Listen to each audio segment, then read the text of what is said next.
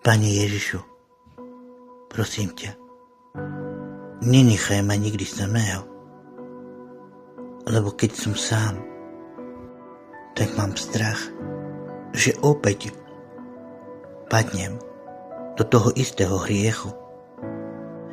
Som slabý a nedokážem sa tomu ubrániť.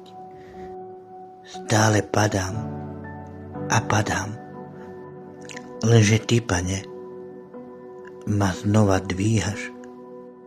Dávaš mi silu niesť svoj každodenný kríž a kráčať týmto životom ďalej.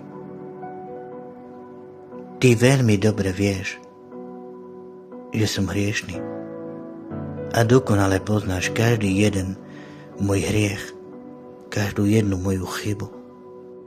A predsa ma miluješ, predsa ma prijímaš do svojho náručia.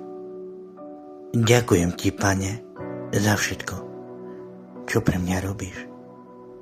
Za to, že si mi dal život, za moju rodinu, za moju prácu, za domov, za moje zdravie a za všetko, čo mám.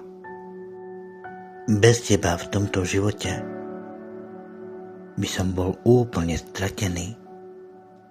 Bez Teba by som nikdy nebol tým, čím teraz som. A za to všetko vďačím iba Tebe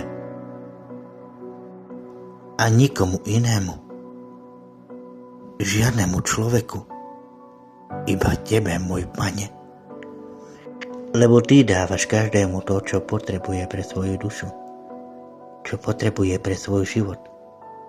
Lebo len Ty sám najlepšie vieš, čo je pre človeka dobré a čo zase zlé, čo mu ubližuje a čo mu pomáha. Veď kto najlepšie pozná človeka než ten, čo človeka sám aj stvoril, jeho tvorca.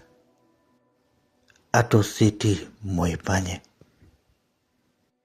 Ty si stvoril človeka na svoj obraz. Amen.